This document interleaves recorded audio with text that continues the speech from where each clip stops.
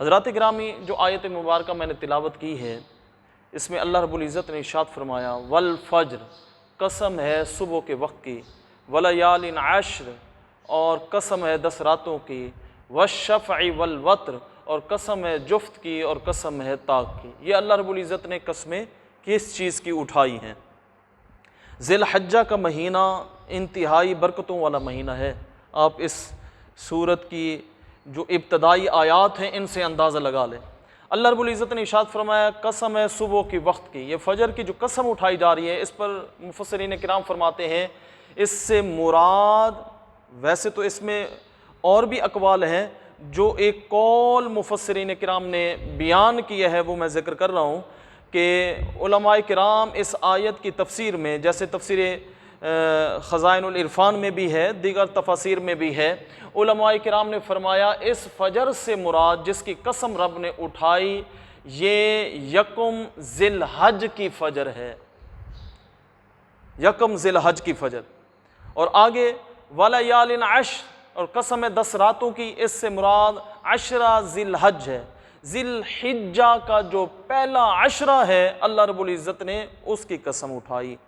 والشفع والوتر، قسم ہے جفت کی، ویسے تو علماء کہتے ہیں کہ اس جفت سے مراد خلق ہے، اور طاق سے مراد اللہ ہے۔ اللہ واحد ہے، یکتا ہے، اور خلق جفت ہے،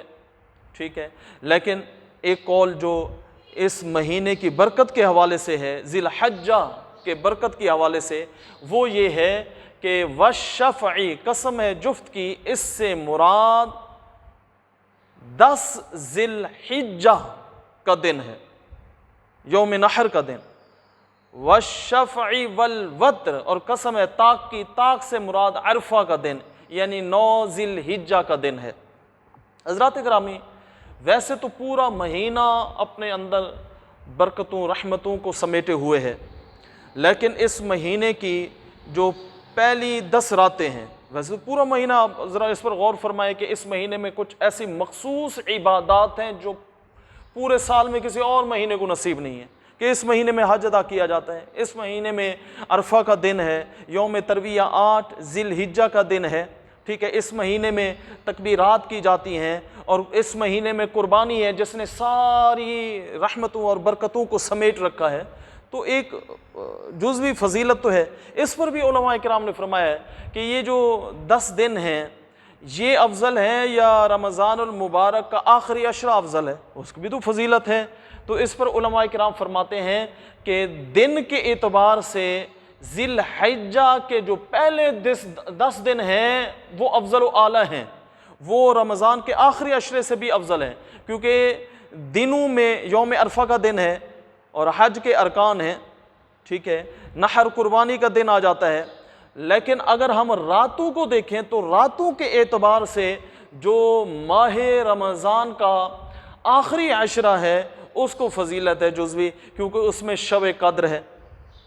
تو یہ بہرحال علماء کرام نے یہاں گفتگو کی ہے، لیکن یہ ایک بات تو کنفرم ہے کہ اللہ رب العزت نے اس مہینے میں اپنی رحمتوں اور برکتوں کو پھیلا رکھا ہے، اور حج کا مہینہ ہے، قربانی کا مہینہ ہے۔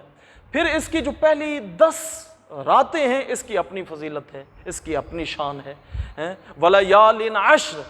ان 10 دنوں کا اندازہ لگائیں کہ اللہ رب العزت نے ان 10 دنوں کی قسم اٹھائی ہے۔ حضرت عبداللہ بن عباس رضی اللہ تعالی عنہما روایت کرتے ہیں، یہ بخاری کی روایت ہے، مشکات میں بھی یہ روایت موجود ہے، اور امام غزالی رحمۃ اللہ تعالی علیہ نے مکاشفۃ القلوب میں جو عشرہ ذی الحجہ کے فضائل بیان کیے ہیں انہوں نے وہاں اس روایت کو بھی لکھا ہے۔ حضرت عبداللہ بن عباس رضی اللہ تعالی عنہما روایت کرتے ہیں کہ سرکار دو عالم صلی اللہ تعالی علیہ وآلہ وسلم نے ارشاد فرمایا اللہ رب العزت کو ان 10 دنوں کی عبادت سے زیادہ پسند کوئی چیز نہیں۔ صحابہ بڑے حیران ہوئے، صحابہ نے عرض کی یا رسول اللہ جہاد بھی؟ حضور نے فرمایا ہاں، جہاد کی ایک کنڈیشن ہے، وہ اللہ رب العزت کو ان 10 دنوں کی عبادت سے بھی افضل ہے، وہ صرف ایک کنڈیشن ہے، وہ کیا ہے؟ حضور نے فرمایا اگر کوئی شخص اپنی جان اور مال کے ساتھ جہاد میں شریک ہوتا ہے اور سب کچھ قربان کر دیتا ہے، اس کو اس 10 دنوں کی عبادت پر بھی فضیلت ہے، اللہ رب العزت کو یہ عمل پسند ہے، ورنہ ان 10 دنوں کی جو عبادت ہے رب کو ہر چیز سے زیادہ محبوب ہے۔ یہ اس کی فضیلت و شان بیان کی گئی ہے۔ امام غزالی رحمۃ اللہ تعالیٰ علیہ نے مکاشفۃ القلوب میں ایک روایت نقل کی ہے، بڑی دلچسپ ہے، آپ سنیں گے ایمان تازہ ہو جائے گا۔ ام المومنین حضرت ام عائشہ صدیقہ رضی اللہ تعالی عنہا روایت کرتی ہیں کہ حضور نبی اکرم کی بارگاہ میں ایک شخص آیا کرتا تھا اور حضور کی احادیث کو سنا کرتا تھا۔ اس نے ذی الحجہ کا پہلا روزہ رکھا۔ حضور نبی اکرم کے علم میں یہ بات آئی، آپ علیہ الصلوۃ والسلام نے اس شخص کو، اس نوجوان کو بلایا اور آپ نے پوچھا، اے اللہ کے بندے، تجھے کس چیز نے عشرہ ذی الحجہ کے پہلے روزہ رکھنے پر آمادہ کیا؟ کس چیز نے آمادہ کیا تم نے ذی الحجہ کا پہلا روزہ رکھا ہے؟ اس شخص نے عرض کی، یا رسول اللہ، میں نے اس لیے یہ روزہ رکھا ہے کہ شاید اللہ رب العزت اس دن میں جو لوگ حج کریں گے، اس ذی الحجہ کے مہینے میں جو لوگ حج کریں گے یا قربانی کریں گے، اللہ رب العزت میرے عمل کو ان کے عمل کے ساتھ ملا کے قبول فرما لیں۔ اب سنیں، اس نے گمان کیا یہ جو ہم جو ہیں 10 دن ناخن نہیں کاٹتے، وہ کیوں نہیں کاٹتے؟ ہم حاجیوں کی نقل اتارتے ہیں۔ اور دوسرا یہ قربانی کی طرف مکمل متوجہ رہنے کے لیے یہ عمل حضور نے ہمارے ذمے لگایا ہے۔ حالانکہ یہ مستحب عمل ہے، کوئی وجوبی عمل نہیں ہے، لیکن یہ ہے کہ جو بندہ 10 دن اپنے آپ کو بال کاٹنے سے، ناخن کاٹنے سے روکے رکھتا ہے، وہ اس کا ذہن جو ہوتا ہے وہ ہر وقت قربانی کی طرف رہتا ہے، وہ ہر وقت اس کا لمحہ لمحہ جو ہے نا اللہ کی راہ میں قربانی کی طرف متوجہ رہتا ہے۔ اور دوسرا یہ حاجیوں کی نقل اتارنا، اور علماء کرام فرماتے ہیں اس سے یہ ثابت ہوتا ہے نیک لوگوں کی نقل اتارنا یہ اللہ رب العزت کو پسند ہے، اللہ رب العزت کو یہ بات بہت پسند ہے۔ میں اکثر وہ واقعہ سناتا رہتا ہوں کہ جب فرعونی غرق ہوئے دریا میں، حضرت موسیٰ اس دریا سے پار چلے گئے، تو ایک فرعونی ایسا تھا جس کو دریا کی لہروں نے بہر پھینک دیا۔ حضرت موسیٰ نے اللہ کی بارگاہ میں عرض کی، پروردگار عالم، سارے فرعونی غرق ہوئے، دریا برد ہوئے، یہ گیا تو مر، لیکن یہ ان کے ساتھ اس کا انجام نہیں ہوا، یہ بہر نکلا ہے، اس میں کیا حکمت ہے؟ اللہ رب العزت نے ارشاد فرمایا، اے موسیٰ، تھا تو یہ کافر، مرا تو یہ اس حال میں، حالت کفر میں جائے گا جہنم میں، لیکن اے موسیٰ ان جیسا حشر اس کے ساتھ نہیں ہوا، تھوڑی تخفیف ہو گئی، وہ اس وجہ سے کہ یہ شخص تیری نقل اتارتا تھا، تیرے جیسا لباس پہنتا تھا، لباس میں تیری نقل اتارتا تھا، میری غیرت نے گوارا نہ کیا میرے موسیٰ کی لباس میں نقل اتارتا ہے، اس کا انجام، اس کا حشر بھی اس جیسا ہو، میں نے کچھ نرمی کر دی۔ آپ اندازہ لگائیں، جو ایمان والا کلمہ پڑھ کے حضور کی نقل اتارے گا، اللہ رب العزت اس کے ساتھ کیا معاملہ فرمائے گا۔ اسی طرح اس شخص نے عرض کی، یا رسول اللہ، میں نے اس لیے یہ عمل کیا کہ حاجی جو ہیں حج کرتے ہیں اور قربانی کرنے والے اس مہینے میں قربانی کرتے ہیں، میرا عمل بھی ان کے ساتھ مل جائے۔ حضور نے پھر جو اس کو خوشخبری دی وہ سماعت فرمائی۔ آقا دو جہاں سرکار دو عالم صلی اللہ تعالیٰ علیہ وآلہ وسلم نے ارشاد فرمایا، اے اللہ کے نیک بندے سن، تیرے اس ایک روزے کے بدلے میں اللہ رب العزت تجھے 100 غلام آزاد کرنے کا ثواب عطا فرمائے گا، 100 اونٹ اللہ کی راہ میں قربانی کرنے کے برابر تجھے ثواب عطا فرمائے گا، اور 100 گھوڑے راہ خدا میں دینے کا اللہ رب العزت تجھے ثواب عطا فرمائے گا۔ آپ اندازہ لگا لیں، یہ مکاشفۃ القلوب میں امام غزالی نے اس روایت کو نقل کیا ہے۔ اور پھر حضور نے فرمایا، جو 8، یہ تو تھا یکم ذی الحجہ، جو 8 ذی الحجہ کا روزہ رکھے گا، حضور نے فرمایا اسے اللہ رب العزت 1000 غلام آزاد کرنے کا ثواب، 1000 اونٹ قربانی کرنے کے مساوی ثواب، اور 1000 گھوڑے راہ خدا میں دینے کے برابر ثواب عطا فرمائے گا۔ پھر 9 ذی الحجہ کا ثواب، حضور نے فرمایا اس کا ثواب تو ماشاءاللہ اس سے بھی دگنا ہوگا۔ آپ اندازہ لگائیں یہ کتنی برکتوں اور رحمتوں والا مہینہ ہے۔ اور ایک بڑی معروف حدیث ہے، سیاستہ کی حدیث پاک ہے، امام غزالی نے بھی اس کو ذکر کیا ہے۔ حضور نبی اکرم صلی اللہ تعالیٰ علیہ وآلہ وسلم نے ارشاد فرمایا، مجھے اللہ پر گمان ہے، جو شخص 9 ذی الحجہ کا روزہ رکھے گا، اللہ رب العزت اس کے سابقہ 1 سال کے گناہ معاف فرمائے گا اور آئندہ 1 سال کے بھی گناہ معاف فرما دے گا۔ اور یہ بھی دوستو سمجھ لیں کہ نبی کا جو گمان ہوتا ہے وہ یقین پر مبنی ہوتا ہے. جب نبی یہ کہے نا مجھے یہ گمان ہے اللہ ایسے معاملہ فرمائے گا، اللہ رب العزت اپنے نبی کے گمان کی لاج رکھتا ہے، وہ یقینی معاملہ ہوتا ہے.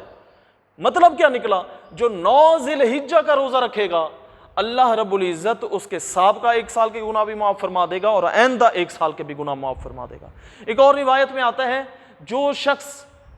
یوم عاشورہ کا روزہ رکھے گا یعنی 10 محرم کا، اللہ رب العزت اس کے 1 سال کے گناہوں کو معاف فرما دے گا. یہاں نا بڑا دلچسپ نقطہ امام غزالی رحمۃ اللہ تعالی علیہ نے مکاشفۃ القلوب میں ذکر کیا ہے. بڑا ہی دلچسپ نقطہ ہے، اب غور فرمائیں ایمان تازہ ہو جائے گا کہ اس میں کیا حکمت ہے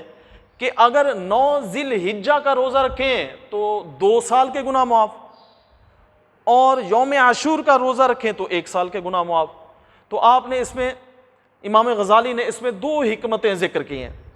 پہلی حکمت انہوں نے ذکر یہ کی کہ کیونکہ عید کا جو دن ہوتا ہے مسلمانوں کے لیے مسرت و شادمانی کا دن ہوتا ہے، اور 9 ذی الحجہ کا دن جو ہے یوم عرفہ حج کا جو دن ہے،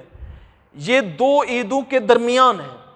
عید الفطر گزر چکی ہوتی ہے اور اگلے دن جو ہے عید الاضحیٰ آنی ہوتی ہے، اور عید جو ہے مسلمانوں کے لیے مسرت و شادمانی کا دن ہوتا ہے. یہ 2 عیدوں کے درمیان ہے تو مسلمانوں کو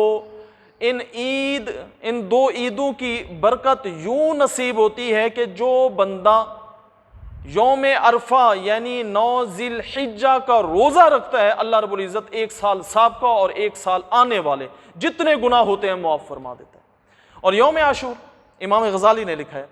کہ یوم عاشور کیونکہ 2 عیدوں کے بعد ہے، اس کو عید الاضحیٰ کے ساتھ تعلق بن گیا ہے، تو اس لیے وہاں 1 سال کے گناہ معاف ہوں گے. اچھا یہاں ایک دوسرا نقطہ انہوں نے جو ہے نا بڑا دلچسپ ذکر کیا ہے، جو جس کا تعلق ذوق سے ہے، جس کا تعلق شوق سے ہے، عشق سے ہے. یہ اہل ذوق، اہل شوق، اہل عشق لوگ ہی اس نقطے کو سمجھ سکتے ہیں جو امام غزالی رحمۃ اللہ تعالی علیہ نے ذکر فرمایا ہے. اب غور کریں امام غزالی رحمۃ اللہ تعالی علیہ نے دوسرا نقطہ اس کی حکمت جو بیان کی کہ یہ کیا وجہ ہے یوم عرفہ کا روزہ رکھیں تو 2 سال کے گناہ معاف، اور یوم عاشور کا روزہ رکھیں تو 1 سال کے گناہ معاف. اس میں جو حکمت امام غزالی رحمۃ اللہ تعالی علیہ نے بیان کی ہے وہ یہ ہے، آپ فرماتے ہیں یوم عاشور اس کو نسبت اور تعلق ہے حضرت موسیٰ سے، اور یوم عرفہ 9 ذی الحج اس کو نسبت و تعلق ہے آقا دو جہاں سرکار دو عالم سرکار مدینہ سرکار عرب و عجم حبیب کبریا جناب محمد مصطفیٰ سے. تو اللہ رب العزت نے اس روزے کو جس کو نسبت اور تعلق سرکار دو عالم سے ہے اس روزے رکھنے پر 2 سال کے گناہ معاف ہیں، اور جس کو تعلق حضرت موسیٰ علیہ السلام سے ہے اس روزے کے رکھنے پر اللہ رب العزت نے 1 سال کے گناہ معاف فرمانے کی نوید و خوشخبری سنائی ہے. اس سے ذرا اندازہ لگائیں کہ جو امتی ہیں اللہ کے حبیب جناب محمد مصطفیٰ کے، وہ کتنی خوش نصیب ہیں کہ سرکار کے توسل اور واسطے سے اللہ رب العزت کی رحمت کس طرح بارش کی طرح ہم پر برس رہی ہے. اندازہ لگا لیں یہ کتنا رحمتوں اور برکتوں والا مہینہ ہے. اللہ رب العزت ہم سب کو اس ماہ ذی الحجہ کی برکتیں، رحمتیں اور سعادتیں نصیب فرمائے، اور بالخصوص اس کے پہلے عشرے کی رحمتوں سے اللہ رب العزت ہم سب کو مالا